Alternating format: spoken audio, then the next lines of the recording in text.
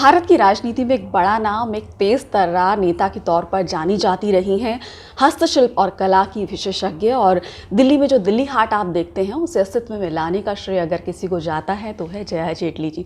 लेखक भी हैं, एक चर्चित किताब भी लिखी है उन्होंने, अपने अनुभवों को कागज़ पर उकेरा है।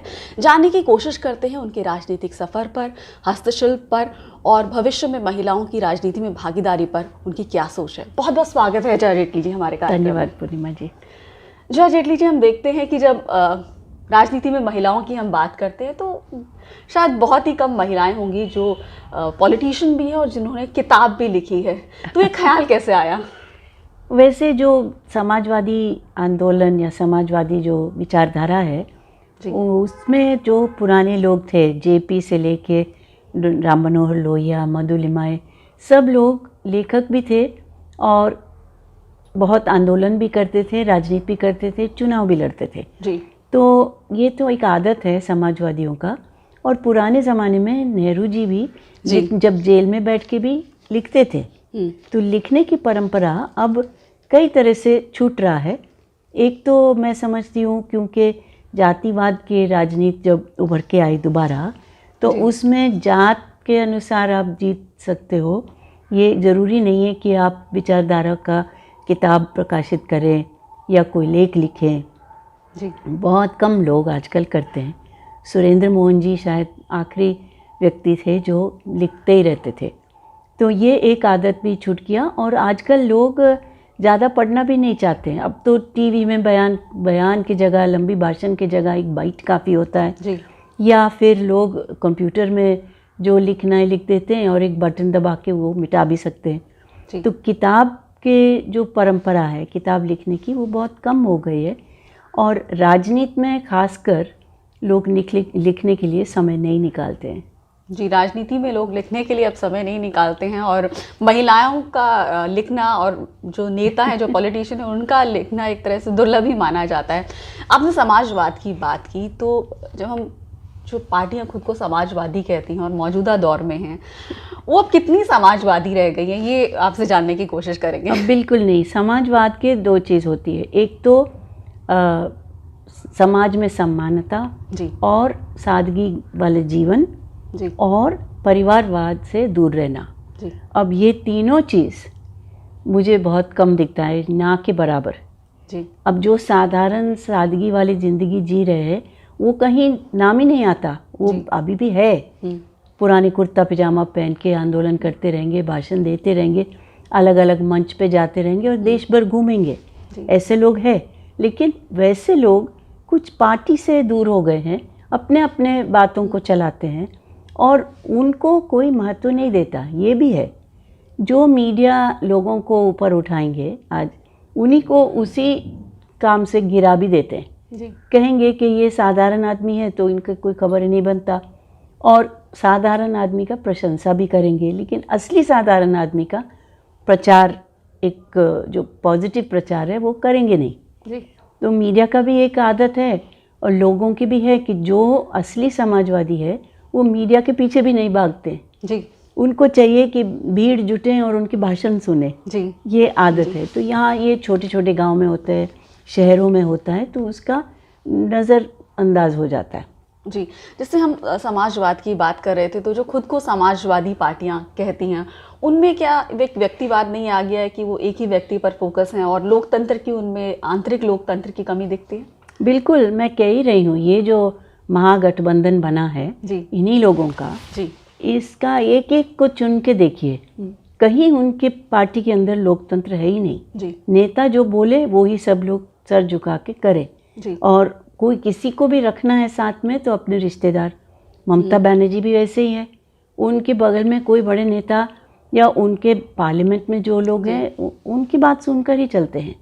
कोई विरोध वाली बात अगर पार्टी के अंदर चर्चा भी हो तो मैंने कभी नहीं सुना कि किसी ने उनके कोई भी राय पर विरोध किया हो। जबकि समाजवादियों के पुराने आदत थे, जॉर्ज साहब और लोहिया जी का भी टकराव होता था बड़े मीटिंग में, पार्टी की मीटिंग, जिसमें एक की राय कुछ होती है, एक दूसरे की राय अलग, लेकिन दोनों अपनी बात को रख के जब बहुमत से लोग मान जाते थे किसकी बात उनको के पीछे चलना है, तो दूसरा स्वीकार करके चुप हो जाते थे जी। लेकिन एक चर्चा का एक मौका मिलता था। आजकल पार्टी के अंदर कोई विरोध वाला चर्चा को आने देना, वो सब नहीं होता है जी। मायावती का भी वही स्थिति। मायावती के बारे में मैं कहती रहती हूँ, अगर उनको मूर्ति बनाना है तो ठीक है, कांशीराम जी का और खुद का। खुद से ज़्यादा आगे कौन है? किसी साधारण दलित का मूर्ति क्यों नहीं खड़ा किया जी। अपने आप को ही प्रतीक बना के वो एक, और अपने ज़िंदगी के दौरान, ये नहीं कि किसी और ने मूर्ति बना दिया। अभी ये अजीब परिस्थिति है कि अपने ही ज़िंदगी में अपनी ही मूर्ति खड़ा करना जी। और फिर मंच पे एक ही कुर्सी रख के किसी और को ना बैठने देते हैं ना कुर्सी रखते हैं। तो ये लोकतांत्रिक है कि नहीं, ये एक सवाल है।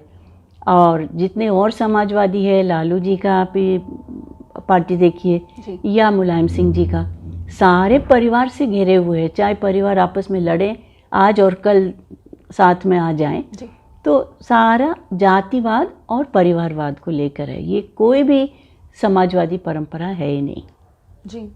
क्या लगता है आपको कि समाजवादियों को अभी भी कांग्रेस को अपना नंबर 1 एक एनिमी या ऑपोजिशन या विपक्ष मानना चाहिए? और ऑपोजिशन बिल्कुल, जो भी मैंने कहा कि लोकतांत्रिक नहीं है, कांग्रेस ने तो साबित कर दिया कि परिवारवाद भी है, लोकतांत्रिक भी नहीं है। क्योंकि परिवारवाद जहाँ है वहाँ लोकतंत्र हो ही नहीं सकता। कोई और उम्मीद नहीं कर सकते कि वो पार्टी चलाए। और दूसरी बात है, हमने देख ही लिया है उनके इतिहास में, नेहरू के बाद इंदिरा जी ने फिर इमरजेंसी करके बिल्कुल लोकतंत्र को जब ख़त्म करने के स्थिति में वो देश को लाया, तो कितनी लड़ाई लड़नी पड़ी औरों को वो वापस लाने के लिए। लेकिन इतने आसानी से इस देश के लोकतंत्र, इस देश की आज़ादी को रातों रात ख़त्म करना एक बहुत ही खतरनाक कदम था, जिसके लिए आज तक कांग्रेस में हिम्मत से किसी ने माफ़ी नहीं मांगा है। तो ये भी है। फिर वो लोग औरों को कम्युनल कहते, मैंने खुद अपने आंखों से देखा उन्होंने कैसे सिखों को दिल्ली में मारा। तो क्या मुसलमान के साथ जाने से ही कम्युनल होते हैं, सेक्युलर होते हैं आप? या जितने भी माइनॉरिटीज़ हैं उनको बचा के रखने का आपका काम है? तो ये बहुत सिनिकल हो जाता है ये इस तरह का सेक्युलरिज्म, जब आप एक ही माइनॉरिटी को लेके चलते हैं और औरों को खुद अपने हाथ से मारते हैं जी। तो ये भी सब मैंने देखा है। और जैसे भ्रष्टाचार हो, सब लोगों ने देख लिया है भ्रष्टाचार कब से। नेहरू जी भी अपने, जब एक कैबिनेट कॉलीग के ऊपर भ्रष्टाचार की बात आए, वो कॉलीग ने इस्तीफ़ा दे दिया। तब से लेके अभी इंदिरा गांधी के समय पर उन्होंने corruption is a world wide phenomenon, यहाँ तो कोई बात नहीं, सब जगह हो रहा है करके उसका भी उन्होंने माफ़ी कर दिया। और तब से लेके जितने भी बोफोर्स का अभी तक समाधान नहीं हुआ, तो करप्शन हो या गैर लोकतांत्रिक काम हो, परिवारवाद हो, ये तीनों चीज़ में जब तक कांग्रेस सुधरेंगी नहीं, जो समाजवादी कहिए कोई भी पार्टी कहिए, उनके विरोध में रहेंगे ही। जी।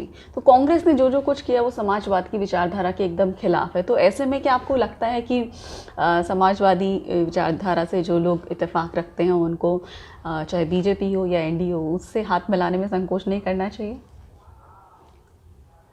बीजेपी के साथ समाजवाद के बाद बीजेपी ने कभी ऐसे बहुत कुछ दिन के लिए साथ में जोड़ा था वो नाम। समाजवाद का जो अपने संविधान में जोड़ा इंदिरा गांधी ने जी, जो परिवारवाद और समाजवाद साथ में नहीं जा सकता है जी। तो उन्होंने बहुत एक सिनिकल रूप से उन्होंने इमरजेंसी के दौरान ये जोड़ा अपने संविधान में। नहीं तो संविधान में अगर आपका जो आर्थिक परिस्थिति और सामाजिक परिस्थिति को में जो बहुत ज़्यादा अंतर है जी, उसको मिटाना समाजवाद होता है। कभी कभी लोग आजकल कम्युनिस्टों को का समाजवाद सोचते हैं, जैसे अमेरिका में ओबामा को समाजवादी कहते हैं, तो ओबामा तो डेमोक्रेटिक है। डेमोक्रेटिक जो एक समानता वाले समाज के लिए लड़ेंगे वो असली समाजवादी है। कम्युनिस्ट होता है जब स्टेट के पास सारा कंट्रोल होता है, व्यक्ति के पास नहीं, ना प्रॉपर्टी, ना बिजनेस, ना कुछ। तो वो एक अलग है। और मार्क्स और लेनिन और माओ और इन सब का इतिहास हमने देखा है, लाखों लोगों को मारा है स्टालिन के समय पर। उन्हीं का फोटो अभी तक कम्युनिस्ट पार्टियों के दीवारों पे लगा हुआ है। तो क्या लाखों लोगों को मारना वो एक तरफ, जी। और यहाँ सिर्फ एक माइनॉरिटी के लिए कुछ बोलना और बाकी के लिए कोई परवाह नहीं। नक्सलवादियों को वो सहयोग देते हैं, जबकि वो नक्सलवादी का सिर्फ गोली मारना, किसी को उड़ा देना, वो रास्ते पे वो लोग आ गए। तो वो न्याय के लिए शुरू में जो लड़ते थे वो सब अब भूल गए। जितने भी मिलिटेंट्स है, नक्सल है, आज के दिन उनको पैसा से मतलब है, उनको न्याय से कोई मतलब है ही नहीं। कोई भी विचारधारा अपने एक्सट्रीम पे जाके कहीं ना कहीं वॉयलेंस की तरफ बढ़ जाती है। में मैंने देखा है कितने सारे पार्टियां, वो लोग बोलते हैं हम चुनाव आपको नहीं लड़ने देंगे जब तक आप लोग हमारे पार्टी को 20 लाख नहीं देंगे, 30 लाख नहीं देंगे। एक एक कैंडिडेट को लेटर हेड पे लिख के बोलते हैं। मैंने ऐसे चिट्ठी इलेक्शन कमीशन तक में जाके दिखाया था मेरे, जब मैं पार्टी में थी। तो ये सब हम लोगों ने देखा है कि बैंक से को अटैक करो इसलिए कोई बैंक में पैसा ना रखें। तो ये सब माहौल मणिपुर में उन लोगों ने खड़ा कर दिया था। अभी धीरे धीरे सब कुछ ठीक होता है, लेकिन कम्युनिज्म और सोशलिज्म को मिक्सअप नहीं करना चाहिए। दोनों अलग हैं। अलग है, बिल्कुल पूरी तरह अलग है। जिस तरह मोदी जी बात करते हैं कांग्रेस मुक्त भारत की, तो क्या आप इस बात से इत्तेफाक रखती हैं, और अगर हाँ तो विपक्ष में किसे देखना चाहेंगी? कि वो मुक्त इस बारे में कह रहे हैं कि वो राज्य न करे, पार्टी को ख़त्म करने वाली बात तो होनी नहीं चाहिए। एक्चुअली जब तक अच्छे विपक्ष नहीं है तब तक सरकार चलाने वाले भी ठीक नहीं चलाते हैं। वो भी खुद अपने डिक्टेटोरियल बन सकते हैं। मोदी जी के बारे में नहीं कह रही हूँ, कोई भी एक डेमोक्रेसी, वाइब्रेंट डेमोक्रेसी को जब हम कहेंगे तो उसमें विपक्ष अगर सत्ता में आए तो उनको भरोसा देना चाहिए लोगों को कि हम अच्छा चलाएंगे। वैसे विपक्ष आपको चाहिए। जो विपक्ष केवल आपको ट्विटर से गाली देते रहेंगे, वो कोई विपक्ष के ऊपर कैसे कोई भरोसा कर सकता है? आज के दिन कांग्रेस चलाने वाले नेता, जो ये लड़का है, ये इनको सिर्फ ट्विटर में किसी को चोर बोलना, किसी को गद्दार बोलना, किसी को कुछ बोलना, ये असली राजनीति नहीं है। हम लोग राजनीति में तो खुद 40 साल से राजनीति देख रही हूँ, किसी ने ऐसे कभी नहीं कहा। ट्विटर में लोग समझते कि कुछ भी बोलो, और ये गरिमा उस पद का भी नीचे कर रहे हो, और एक कोई भी एक कॉलीग को इस तरह से बोलना सही नहीं है। आप विचारधारा को सामने रखो, आप किसी भी अन्याय के लिए आंदोलन करो, कोई स्ट्रगल करो, लोगों के बीच में अपनी बात को सही तरीके से रखो। लोगों को अगर खाना रोटी कुछ चाहिए और उनको सिर्फ सुनने में मोदी जी के खिलाफ गाली चाहिए, गाली मिलता है, तो वो क्या सोचेंगे कि मोदी गद्दार हो या चोर हो या कुछ हो, मेरा पेट कैसे भरेगा? तो आप जो जनता को चाहिए वो नहीं दे रहे हैं। आप जनता को सिखा रहे हैं कि गाली दे के आप किसी को हटा सकते हो। ये असली राजनीति नहीं है। और ऐसा पार्टी जो ये करता है, राजनीति से ज़रूर हमें उनसे मुक्ति चाहिए। हमें चाहिए ऐसे, चाहे कोई भी पार्टी हो, कल कोई भी पार्टी आ जाए, सही तरीके से चलाएं, लोकतंत्र के ऊपर विश्वास करें, परिवारवाद छोड़ दें, और देश को, चलो विचारधारा को छोड़ो, जब कोalition होता है तो विचारधारा सबका थोड़ा थोड़ा अलग रखना पड़ता है, लेकिन देश के हित के लिए, विकास के लिए, जनता के सुरक्षा के लिए, ये सब चीज़ के लिए आपका प्रोग्राम क्या है, आपकी नीतियाँ क्या है, ये कोई नहीं बता रहे। हम आएंगे तो फार्मर्स लोन पूरा माफ़ कर देंगे, ये क्या बात है? जब आप आएंगे आप देखेंगे कि नहीं हो सकेगा। आपकी तिजोरी का ही पैसा, हाँ, जनता का पैसा है, और तिजोरी खाली हो जाएंगे तो आप फिर क्या देंगे उन्हीं किसानों को? कैसे करेंगे, ये भी बड़ा सवाल है, ये भी बताना जरूरी है। बिजली मुफ्त, और गुजरात में मैंने देखा था, जब सबको बिजली पहुंचाया और सबको बिल दिया, तब लोग बहुत खुशी से बिल पेमेंट करते थे। उनको लगता था कि शौक, मुझे बिल मिल गया, मैं अभी पेमेंट करने जा रहा हूँ, क्योंकि उनको 24 घंटा बिजली मिला। आदमी जब बिल नहीं देंगे, जब आप 2 घंटा बिजली देंगे और 24 घंटे का रेट लगाएंगे, तो लोग नहीं देंगे। तो उसका जवाब ये नहीं है कि चलो सबको बिजली मुफ्त। वो पैसा कहाँ से आएगा? टैक्सेशन से ही आता है ना पैसा। तो टैक्स ना दो और सब मुफ्त में करो, तो ये कहाँ का इकोनॉमिक्स है? जॉर्ज साहब हमारे बीच नहीं हैं, अगर वो राजनीति में सक्रिय होते, एक ताकतवर नेता के तौर पर, लोगों से जुड़े नेता के तौर पर उनको हमेशा जाना जाता रहा, अगर हमारे इस वक्त राजनीति में सक्रिय होते तो वो किस खेमे में होते? महागठबंधन की आपने बात की, और महागठबंधन में बिल्कुल नहीं होते। वही कारण जो मैंने आपको गिनाया, और लोकतंत्र जहाँ नहीं है जॉर्ज साहब बिल्कुल नहीं जाएंगे जी। क्या है, हम लोगों ने एनडीए में जब शुरू में शामिल हुए, जॉर्ज साहब का यही कहना था कि देखिए, एक तरफ बीजेपी बहुत एक्सट्रीम में चले गए थे जी। तो अगर किसी को सिर्फ विचारधारा नहीं, सत्ता भी चाहिए जी। और सत्ता में आओ तो आपको मानना पड़ता है जनता की बात। सत्ता में आने के लिए आपको अगर सहयोगी दलों का सहयोग चाहिए, क्योंकि आपको इतनी सीट नहीं मिले, तो सहयोगी दल का इन्फ्लुएंस आपके ऊपर रहेगा।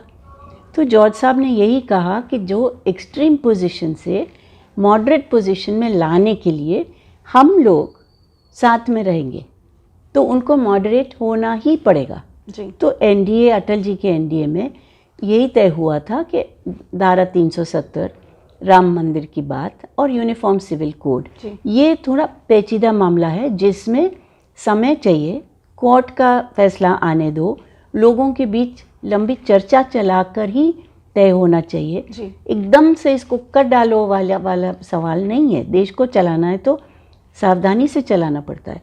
तो यही तय हुआ कि ये 3 चीज़ जो थोड़ा सा कंट्रोवर्शियल है या जो उथल पुथल हो जाए, तो वो ना रखें और हम गवर्नेंस पे अपना ध्यान रखें। तो नेशनल एजेंडा फॉर गवर्नेंस बना के कोई परेशानी हुई नहीं। गुजरात का जो 2002 वाला सरकार ने नहीं करवाया, चाहे लोग कुछ भी बोले जी। ना केंद्र सरकार ने कराया। और मोदी जी, मैं उधर एक गवाह हूँ कि मोदी जी जब वहाँ बस सब आग लग गई थी जी। तो मोदी जी ने तुरंत यहाँ मिलिट्री भेजने के लिए कहा और रातों रात मिलिट्री पहुँची वहाँ जी। ये छेड़ने वाले और लोग थे और किस्म की राजनीति था जी।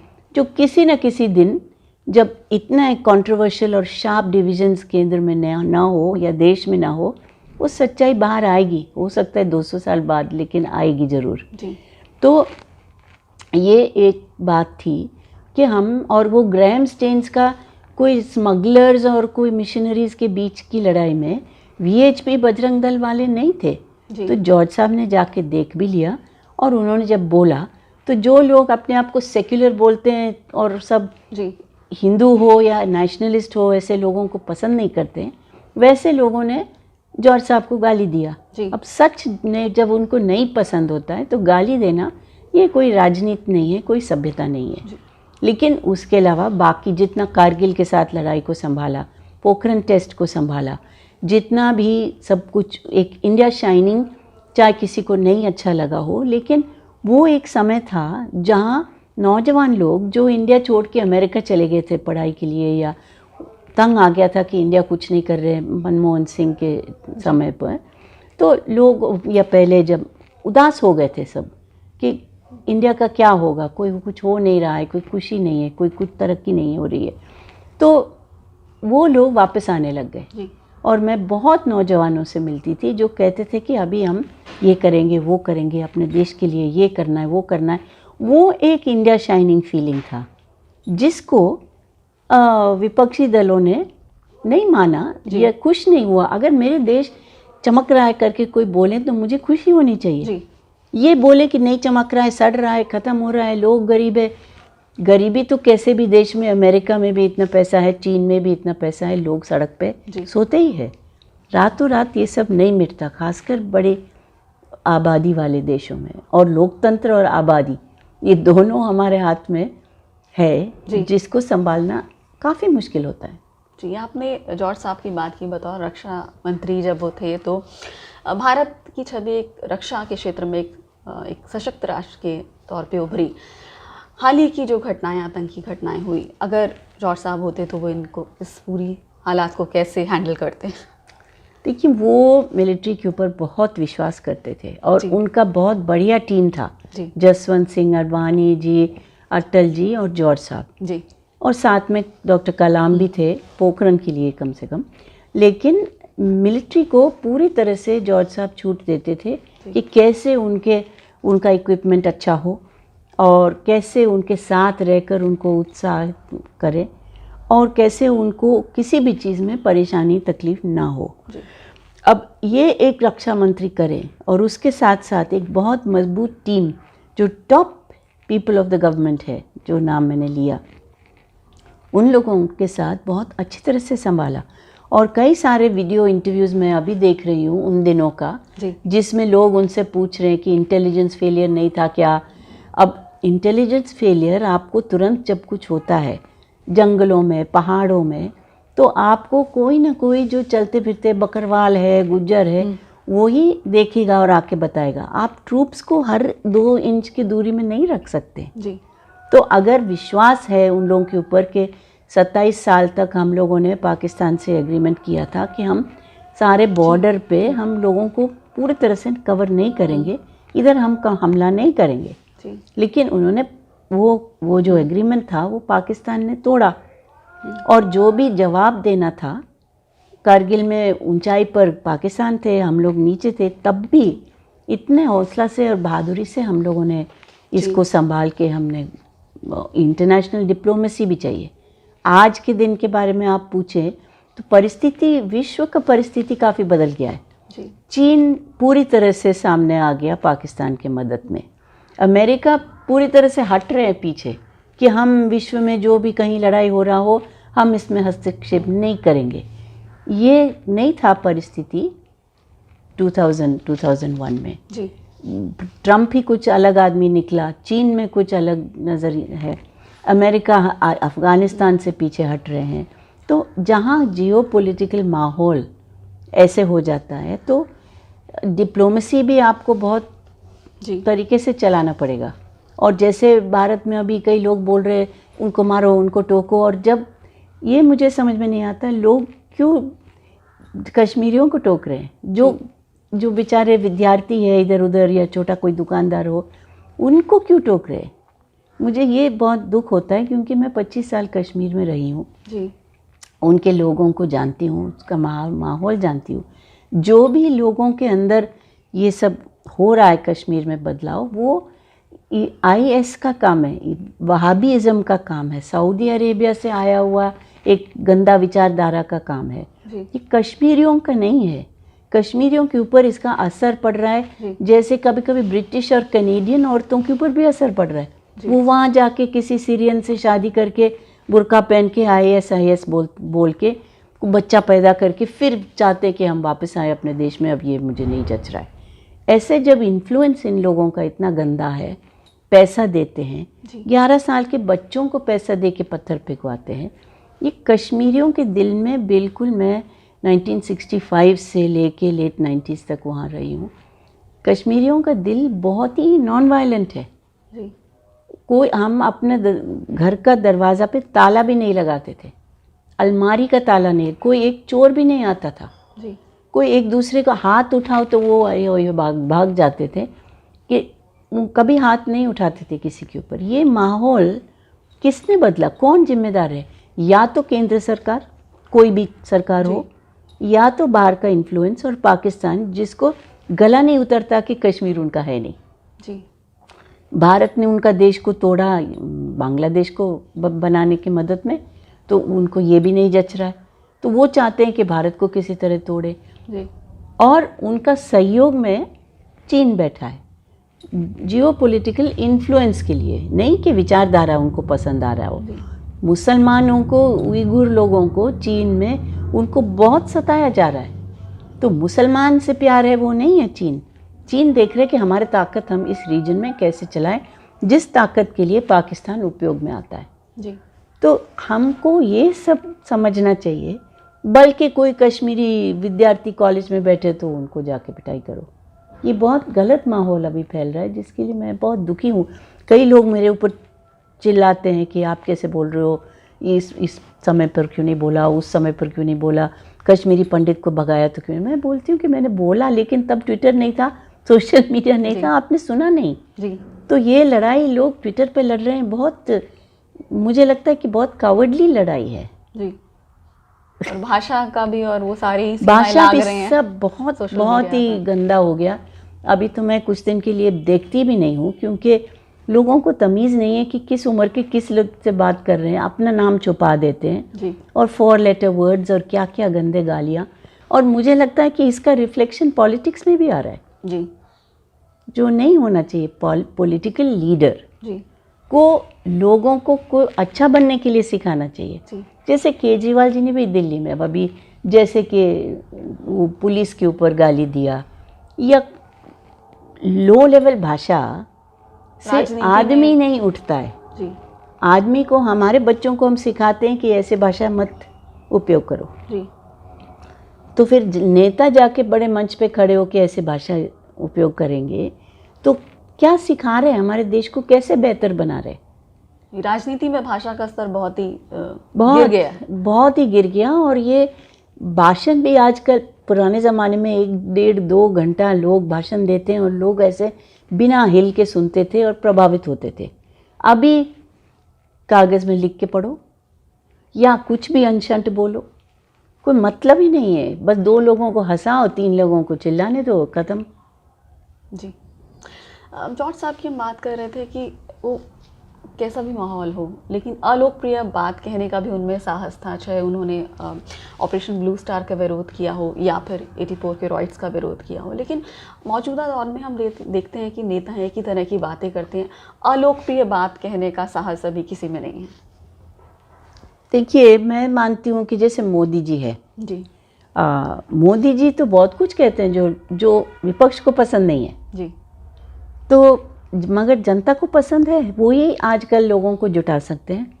उन्हीं का भाषण लंबा चलता है और कुछ समझाने की कोशिश करते हैं। मैं चाहती हूँ कि अगर बीजेपी के नेता नेगेटिव बातें ना बोले, कुछ एमएलए लेवल के नेता लोग हैं जो कभी कभी अश्लील बातें कह देते हैं, गैर जिम्मेदार बात कह देते, ये सब रोकना चाहिए। क्योंकि मैं मोदी जी को देखती हूँ, उनका ट्वीट हमेशा पॉजिटिव होता है जी। ऐसा लगता है कि वो भारत को देख ही नहीं रहे, सुन नहीं रहे, लोग सब बकवास बोल रहे हैं और वो ऊपर से अभी इतना अच्छा ट्रेन चल गया, अब मैं इधर इतना खूबसूरत जगह में भाषण दे रहा हूँ, यहाँ इतने लोग जुटे हैं, यहाँ हमारे फलाने लोग इतना अच्छा काम कर रहे हैं। उनका हर बात पॉजिटिव होता है जी। तो यही एक माहौल मीडिया या जनता के बीच में है कि अब पॉजिटिव सुनने के लिए लोग तैयार नहीं है जी। अगर मोदी जी भी नेगेटिव बोलने लग गए तो हम अपने देश के बारे में क्या महसूस करेंगे?